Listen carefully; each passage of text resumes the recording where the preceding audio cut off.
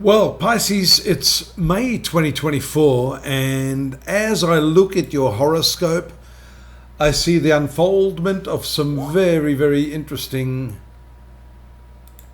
karma.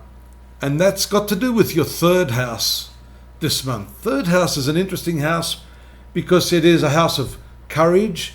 It is a house of mental acumen. It is a sector that relates to the environment in which you live, especially the neighborhood. It has to do with your siblings. It has to do with the way you communicate. And while you have several planets here, and later I'm going to show you another important aspect of this, while you have that many planets here, it's obvious that that is going to be a predominating influence, as is this combo here. You see these three sectors: your sun sign, Pisces, the second sign, Aries, which is your money, your income, and your third house, which is your modality of communicating. And on the 8th of May, a really powerful, exalted moon here, exalted because Taurus is its best sign, the new moon exalted here in the third house, indicating some aha moment or some opening up of your intellectual capacity, your ability to communicate, your ability to understand. That's important. And I say that that may have to do with the way in which you're generating your income, the way in which you are focusing your energies to earn money, shown by Mars, the North Node or the karmic point, and Mercury in the second house of income. You're obviously more disciplined at this point in time because you've got this long-standing transit of Saturn in your sun sign. And so for those of you that are born around the mid part of Pisces, you'll be feeling the influence of Saturn more notably right now.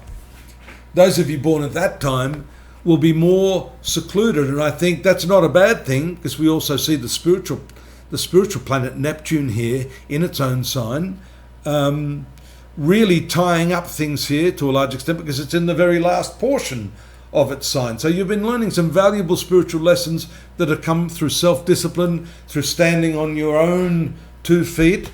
You've been frustrated there because Saturn is a very structured planet, whereas Neptune is unstructured. Neptune is really the breaking down of structure, and it takes you into the realms of imagination, the non-material areas of the universe. So you've been balancing that side of things, and now we see this third house, the new moon that's taken place there, heralding a whole new chapter in your learning, in your ability. The 9th house and this third house are all to do with learning, the way you communicate, especially with Mercury there.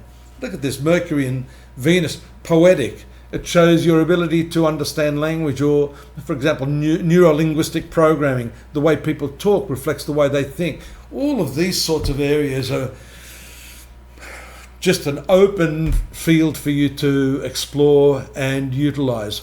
There's a combustion of Venus and Jupiter as the sun moves over this third house, though. So there may not be so much clarity till the sun moves out of this area on the 20th, I believe. There it is there. Just as it moves from Taurus into Gemini. I apologize too, we can't actually see Jupiter here. I'm not sure why it's disappeared from the software today, but just take it from me, it's there. You'll see the numerics, but there's the Jupiter symbol there underneath it. So there we are, we have that transition. Number one, the sun moving into the 4th sector. Some of you may be renovating because the sun is to do with debts. So you may actually take out loans, and that may be for multiple purposes, which is regulated by Gemini. And then we see just in that last week of the month, the movement of Venus. That's why I say renovation. Venus is the planet of beauty. So there may be some beautification of your home, furnishings, and so on and so forth. 4th house is also your mother. So this is a nice aspect. Venus in the 4th house means love of mother. So I see some sort of reconnection with your historic family, the genetic family, an interest in genealogy, and there for the first time in 12 years the transit of Jupiter into this 4th house. So this, if you go back 12 years, you'll see maybe similar things happening on the domestic front with your mother, the relationship you have with your family. And this is a renewed interest in your genealogy, your family tree, your genetics, that sort of thing. So explore that, because I think understanding your past can help you build for a better future. Wow, so much going on. I hope that didn't go over your head. A little bit of it, I got ahead of myself, I think, on some of that stuff. But I think it's a great month for you. The transit of Jupiter in the 4th house with Venus is a good omen for the coming year to give you inner happiness and satisfaction.